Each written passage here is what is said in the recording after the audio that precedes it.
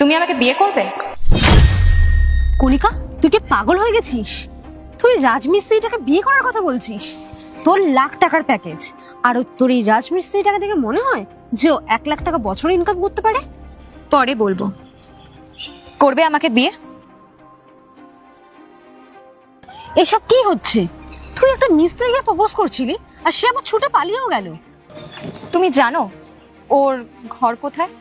হ্যাঁ ম্যাডাম, আমি জানি ওর ঘর কোথায়। তুমি ওর ঘরে আমাকে একটু নিয়ে চলো প্লিজ। হ্যাঁ চলুন। আরে বাট আচ্ছা, এটা হলো দীপের বাড়ি, আর ওখানে দীপ বসে আছে, ঠিক আছে? আচ্ছা আমি তাহলে আসছি। হ্যাঁ, ওকে। কতক্ষণ পালাবে তুমি? কি জন্য এসেছো তুমি? তোমাকে বিয়ে করতে। তুমি কেন বিয়ে করবে আমাকে? আর আমার কাছে আছেইটা বা কি? আর তুমি কেন আমাকে বিয়ে করবে? আর নিজের পেটটাও তো আমি ভরাতে পারি না আমি। মনে হচ্ছে তুমি ভুলে গেছো।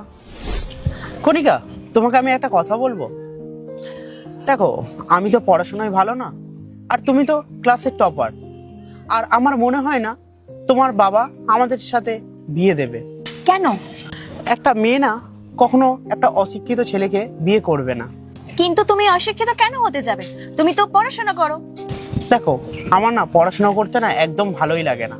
কোনো ব্যাপার নয়, আমি তো পড়াশোনা করছি, আর পড়াশোনা করে একটা ভালো জব করব। জব করার পর আমরা দুজন বিয়ে করে নেব, আর তারপর আমি কাজ করব, জব করব, আর তুমি ঘরের কাজগুলো করবে। কি করতে পারবে তো?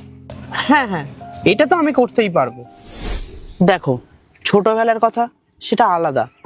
তখন আমি কিছু জানতাম না। হ্যাঁ, তখন তো আমরা ছোট ছিলাম, কিন্তু এখন এখন তো আমরা বড় হয়েছি, আর আমরা বুঝতেও শিখেছি, তাই না? কিন্তু কেন 2 বছর আগে তুমি কাউকে কিছু না বলে তুমি পালিয়ে গেছিলে, আর 2 বছর ধরে তোমাকে খুঁজছি আমি। তাছাড়া আমার বা করার বা কি ছিল? রোজ রোজ আমার বাড়ির লোকের, মা বাবার কথা শুনে পুরো আমার মাথা খারাপ হয়ে গিয়েছিল। আমার প্রচুর রাগ হয়েছিল, তাই আমি ঘর ছেড়ে চলে আসলাম। আর আমি তখন থেকে ঠিকই করে নিয়েছিলাম যে তখনই আমি ঘরে ফিরবো যখন আমি কিছু একটা করে দেখাবো।